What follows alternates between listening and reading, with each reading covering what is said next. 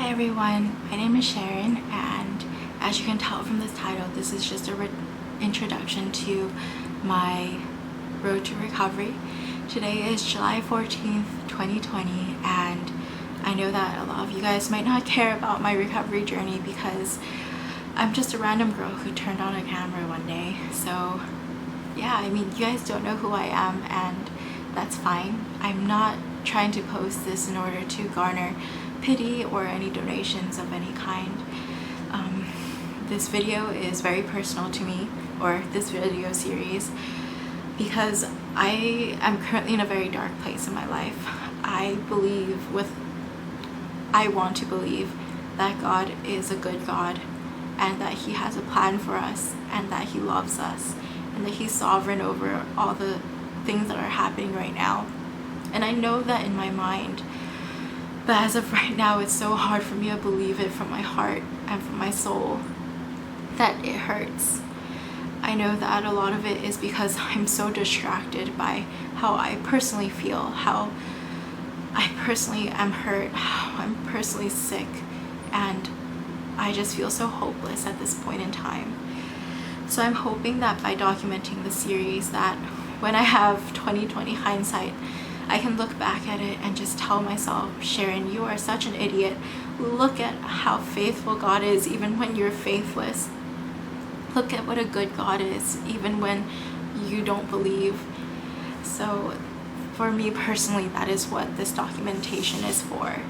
On a broader scope, I hope that if you're going through something similar, that maybe in seeing the series you can not feel so alone and know that I'm here for you. We can hold hands safely, virtually, and pray for each other, or send each other good vibes if you're not a believer, either or.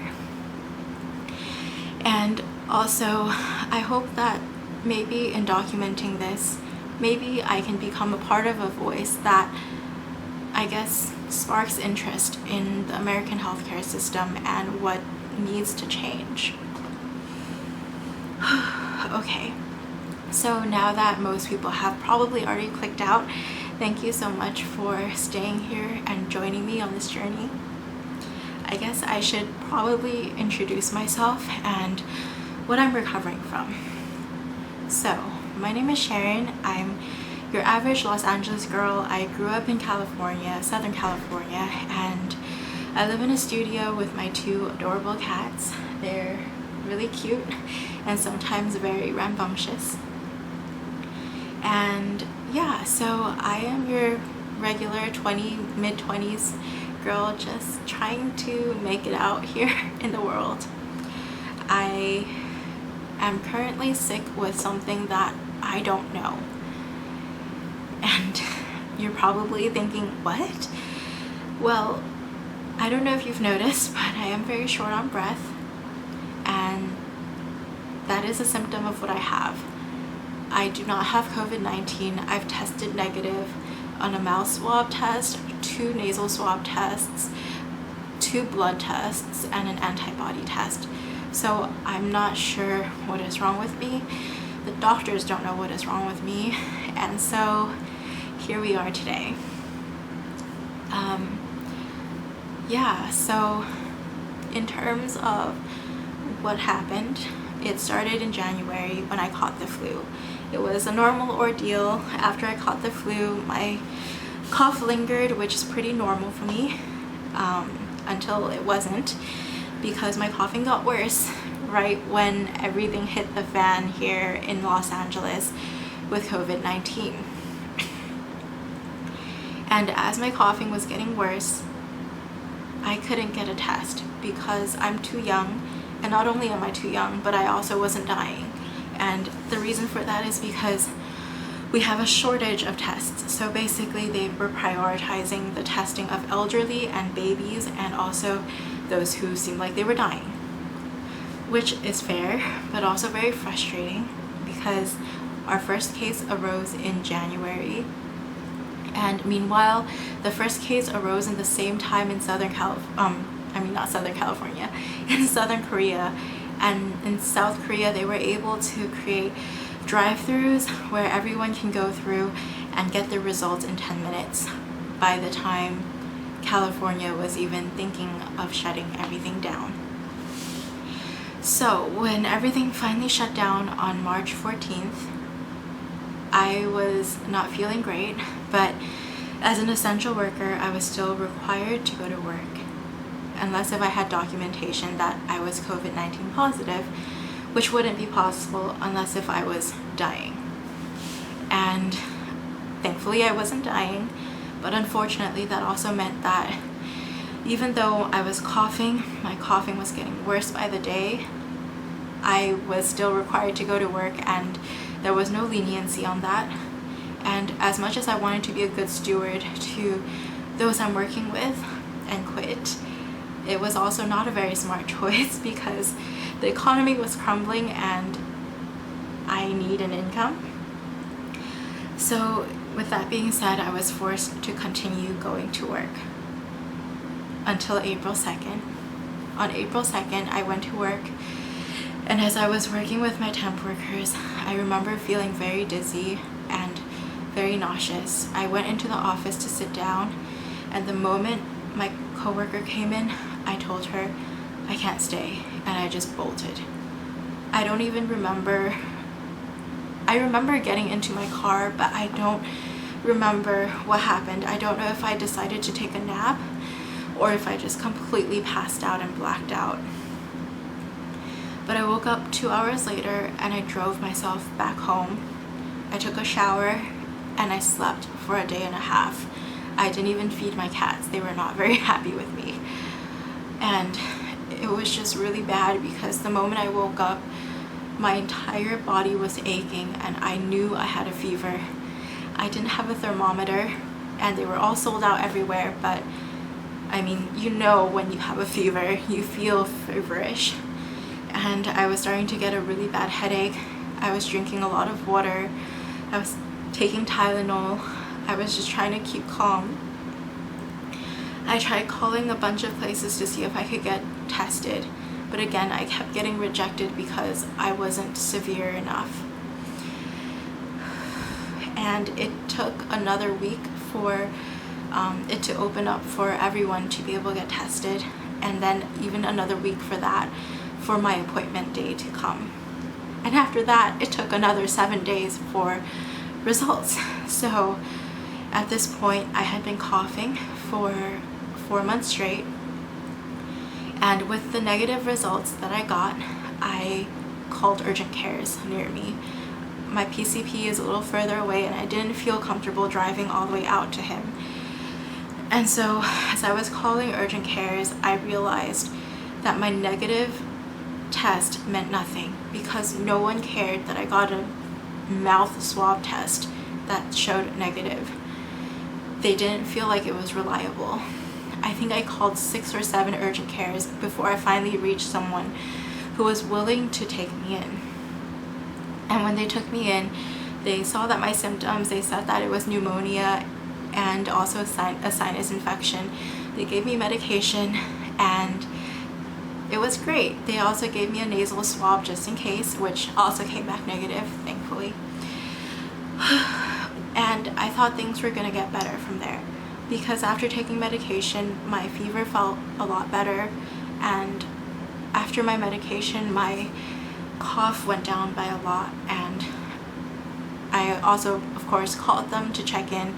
They said, hey, you know, if you've always had an issue of a lingering cough, don't worry too much about it. It should be okay. Just keep calm and you'll be fine. It should just honestly just have been that pneumonia and sinus infection. Except it wasn't, because a week later I started coughing a lot more, and then it began a slew of going into different urgent cares for 2nd, 3rd, 4th, 5th, and 6th, I guess, looks and perspectives of what was wrong with me. And they just kept bouncing me between bronchitis and pneumonia. At this point, I knew something was very wrong, and I remember going to an urgent care and crying and telling the doctor, I need to know what's wrong with me. I've been coughing at this point for 5 months, and this can't keep happening. This was already mid-May. And so the urgent care was able to give me a referral to a lung specialist, and also just hope that everything gets better. And I thought that this was a hallelujah moment, that when I had the lung specialist, everything would be okay. Except not. I guess God just keeps reminding me to not lean my faith in mankind, but to lean my faith in Him. But the lung specialist just kind of dismissed me, and she didn't really seem to care about what was going on with me. I don't want to go too much into detail, and I don't want to bash on her, but maybe she was just really busy with everything going on. I don't know, and I'm still working in my heart to have grace towards her, and also to just forgive the hurts that she's caused me. But long story short, she sent me away with an inhaler and said she'll follow up with me in 2 months. At this point, I was really frustrated because I've spent already about $2,000 on my health, and there just wasn't any answers. And I bit the bullet and drove myself to my PCP. My PCP did everything he could. He put me straight onto a breathing treatment and also an IV treatment, and he asked me to go back there every single day for an entire week to get those treatments, and I was feeling a lot better. I thought that this was the way to go, and I thought everything would be okay after this, but again, it wasn't. After spending a lot of money there, and just as a side note, this PCP is a friend of my family. He was a good friend of my dad, and when my dad passed away, the entire clinic stood by my family. And so these people are people I trust. These are people who I know love me, and these are people who have literally seen me grow up since negative 9 months old in my mom's tummy. And I was feeling a lot better, and I remember I finished my treatment on the 7th of June, and the 8th went by fine. I was feeling so great. I was just resting still taking a little bit of medication. But on the 9th, I woke up. It was a normal day. I woke up, I did my devotionals, and then I went to take a nap as usual because I'm healing and I'm resting. And when I woke up from that nap, I couldn't breathe. I started coughing really badly. I was wheezing. I couldn't catch my breath at all. It felt like my body just gave out. It felt like my body didn't know how to function without the IV and breathing treatment, which basically just nuked my body with a bunch of antibiotics and steroids, and also albuterol. That it's basically what's in inhalers to help open up your airways. Sorry, I don't know how to say that word. And it was really scary, and it took about 5 minutes before I was finally able to breathe, and I called my PCP. And I remember the nurse who picked up, it was a nurse that I was very familiar with, and the moment she heard my voice, she just said, "Sharon, aloya, which translates to Sharon, daughter, go to the hospital right now." And she was just reassuring me, "You have insurance, go to the ER right now." And that was when I knew something was very, very wrong. And of course, the wait at the ER was a ridiculously long wait, and they were very understaffed. The doctor who finally came to me 6 hours later, after a lot of my symptoms had subsided, she looked very tired. She did not look like she was ready for another patient, and she basically went over my medication list and prescribed me a medication that I hadn't tried before. And long story short, she just told me, "Try this, you haven't tried it yet." And this isn't bashing on her. I mean, she's had a long day. I saw her the moment I went into the ER, and she was still there after I left. So she had such a long day. It's just really sad how impacted our ERs are and how understaffed we are, especially during this time of great need.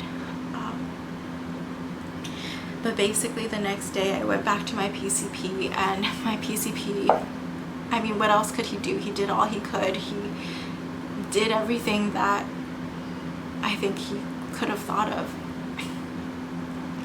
And so I went back to the lung specialist, and the lung specialist, her first question was, is this your first time here? And mind you, this has been a span of less than 2 weeks. And it was just not a very good meeting at all. And she didn't even seem like she cared at all until I mentioned that I was in the ER. And that was a very morally, it just really downed my morale in terms of what could be done to me and what could be done for me. And that was when she referred me for the CT scan, and also scheduled me in for a breathing treatment, or not breathing treatment, breathing test. And so yeah, I guess we've come full circle. As I've mentioned, my breathing is just really low, even though I am clear for everything and we don't have a diagnosis yet. Yeah, but I think the hardest part about this is, as I mentioned, I'm an essential worker, and I had a really hard talk with my coworker. Basically, because my company has been paying me while I've been out, my company is also growing very impatient. I'm doing all I can do working from home. When I'm awake, I'm working. And even when I'm working, I feel really ashamed because I know that the work that I put out is not good at all. I catch so many mistakes for myself, and it's just honestly really hard for me to focus and really hard for me to even do good work. And I'm not saying that as an excuse, it's just a fact. My medications make me very drowsy. Healing makes me very tired. I'm just sleeping all the time. When I'm awake, I'm barely there. It takes so much energy for me to do what I can do from home. And even with that, I'm shirking on responsibilities that I should be doing when I'm in the office. I'm an essential worker. There are things I have to do that are essentially at the workplace, and they've been having to cover for me. And that's not fair for anyone.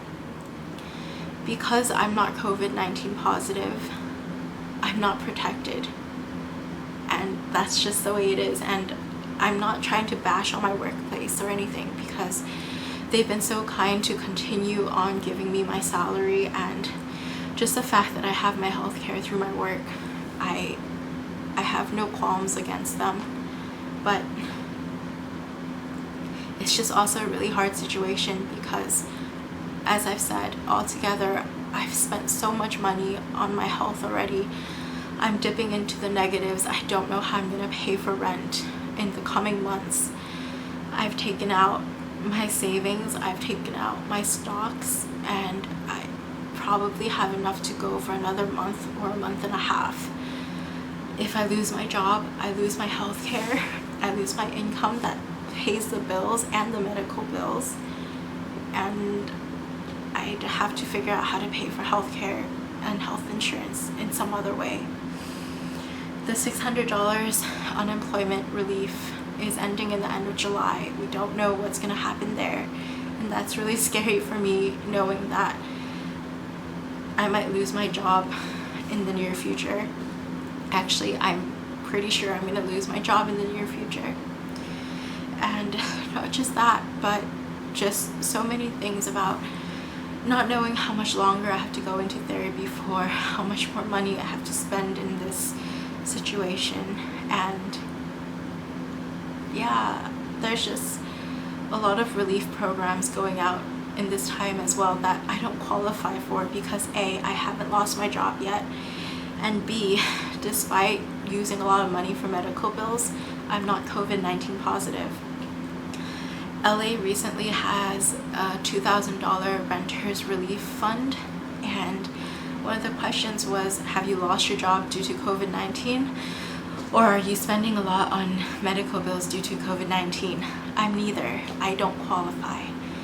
And yet, I really need that relief fund. And I guess right now, I don't really know what God has in store and what plan God has in terms of what's happening right now. And it's just a really dark place to be and a really scary place to be. I don't know if a lot of you guys are in a similar boat as me, or you guys are going through something similar to some capacity. So I hope that in documenting this and also documenting my road to recovery, we can all just uplift each other and not feel so lonely. And let's really be a voice for healthcare, because I really don't understand how, while both South Korea and America has gotten the first sign of COVID at the same time, but our progress in creating help for the citizens has been so far behind them.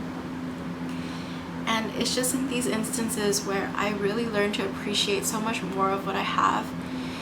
And I also have such a greater heart for those who are in unfortunate circumstances. I think before I used to be very judgmental about people who didn't have health care, or why wouldn't you have health care? But going through this, I realized I'm paying so much for health care in general, and still it's not enough for me to, pay my medical bills.